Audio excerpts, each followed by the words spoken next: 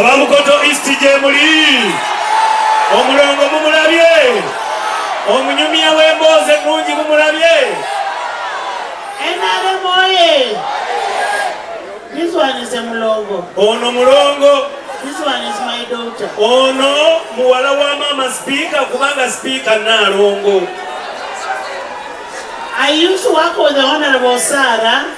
Mama speaker yakola ne Honorable Sarah ono in the 10th parliament. Parliament yali ye10 jukireno ya 10. And we used to tease each other. Munange bateranga because for me I was in the FDC. Mama ono yali mu FDC. And Sarah was in the NRM. Atenga Honorable Sarah wa NRM. So the Honorable Sarah would try to pull me to NRM. Katinga Honorable Sarah chityo asika mama speaker okujja mu NRM awanyuma. And I am happy you succeeded. Munange Honorable Sarah mama akwebaza wawangula olutalo wamuleta. And I want to congratulate you for winning. Era nkozaayoza nti wawangula olutalo wanzijja mu kubonaabona n'ondeeta gye banyumirwa. Your seat in the parliament is waiting for you. Naye entebe gye walekayo mu parliament ennyogo gakomawo ogibugumye. NRM oye! NRM oye! Honorable Sarah, greet the people. Honorable Sarah kababuuzeeko muwulire eddoboozi. Abaagalwa Omukama mulungi era obudde bwonna. NRM oye! M7 oye! Right Honorable oye! Enamere oye! Rachel oye! Malule oye! Asimu oye! Honorable Nkoko oye! Babire Kito oye! Wekakane oye! Bafraga Beerazi bonna oye! Abaagalwa ntwala omukisa guno okusooka okubeebaza. Mukkirize mbeebaze Katonda olw'olunaku n'obudde obulungi. Naye nga sinnayogera bingi, mbasaba munzikirize. Nsaba akalulu ka Mukama wange Jjajja Mwami, kubanga waatali ffenna tetuba na makulu. Si weewaawo bwe mumala okulonda oyo basebo ne bannyabo ne mulyoka mumuwaffe. Nababuulira ku musajja eyate empale mumujjukira. Wano waliwo abatannagita, mwenna mwagita. Nabanyumiza kwesa we yali omugoyo mumujjukira. Waliwo abakyali omugoyo wano, mwenna mwaguvaako. Nababuulira enjawulo wakati w'enswaswa n'eggoonya. Tulinawo enswaswa wano, mwenna muli bagoonya. Mulinawo enswaswa. Basebo ne bannyago, eggwanga Uganda bakadde bange bantegeeza nti waliwo ekiseera we lyali ekisekererwanga era kivume. Jjajja Mwami ayinza okuba si mutuukirivu, ayinza okuba talina byonna nga bwe mubyagala, naye mbalayirira nti tetubeerangako na mukulembeze mulungi amwenkana.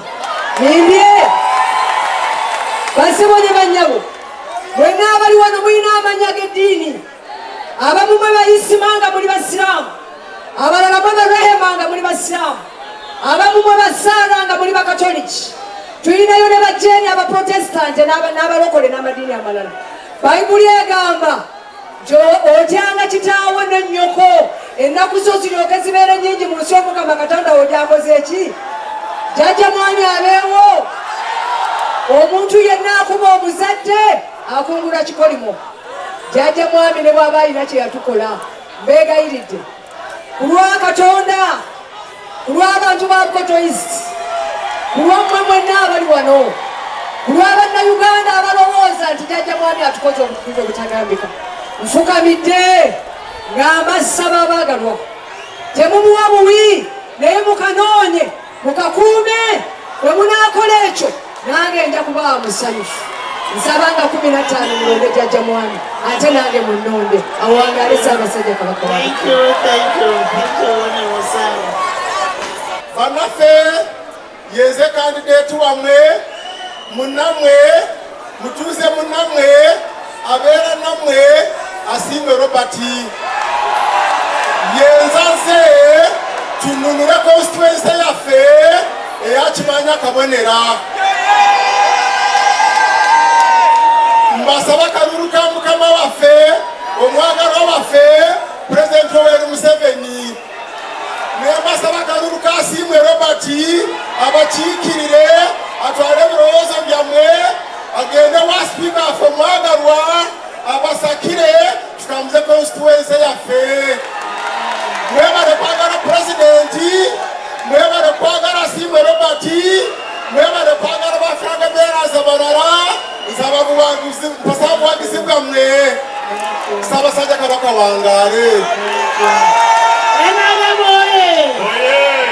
If you love all these flag bearers, bwe muba mwagala bano abatukwatidde ebendera, and if you love President Museveni, era ng'oyagala President Museveni mukwano on gwaffe, the 15th, go very early in the morning, bannange 15 January, vote and go back home. keera enkoko gikwate mumwa, londa deeka. And I want to request you, Era njagala okubasaba, do not listen to issues of saying you go to the street.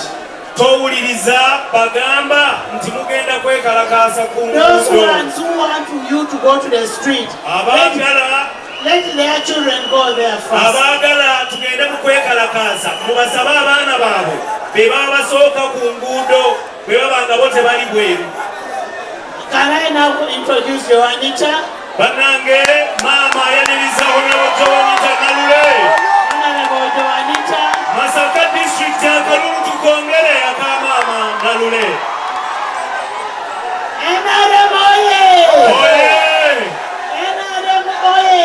Oye! Joanita, greet your people. Abaye. NRM oye! Tuwulirize kino. NRM oye!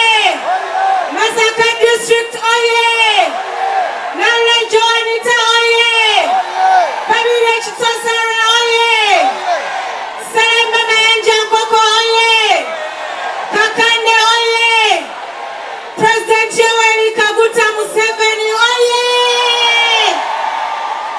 Abali bagala Uganda okujediza bagirekere muzeyi agisobola kona mama kona kona kona mama kidogo.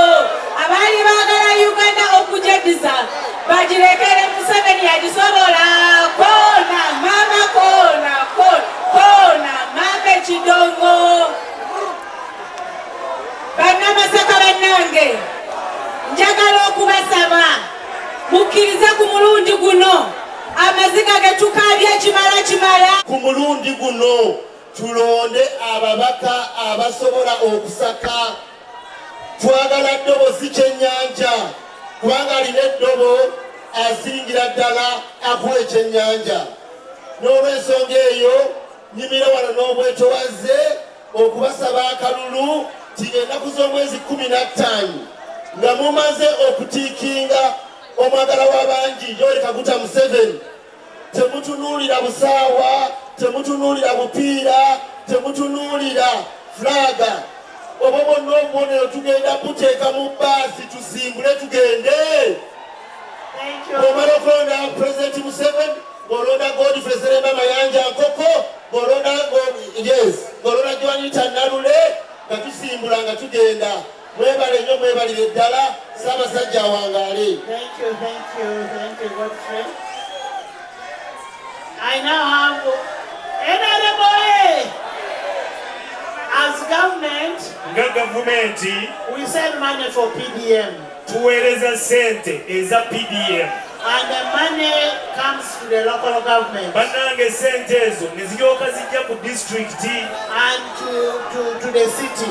ne zijja ku site. And we also send money for PDM. Tuweereza ssente za PDM, We send money for Emyoga. tuweereza ssente z'emyoga. We also approve the USMID project, the project that is responsible for lighting the town, putting the tarmac in the middle of the town, making sure the town is clean. Era gavumenti yevunaanyizibwa okuweereza ssente ezo ezitemagana ekibuga era ekyo kyayisibwa. And that money must come to a person who is accountable to NRM. Bannange gavumenti bw'emala okuyisa ssente ezo ezirina okutemaganya ekibuga zaalibadde zijja mu mikono gy'omuntu gwe tulinako obuyinza nga waffe w'NRM. And the people who are here, who are there now, are saying they are the ones who have brought that money. naye munnange obwana bw'okumuliraano obuli mu kuziddukanya kaakano buzeetuumye nga bugamba nti zaabwo. That they are the ones who have worked on the city. bannange ab'opposition abagamba nti be bakoze ku site, That they are the ones who have worked on the maintenance of the roads. abagamba nti enguudo zino be bazikozeeko.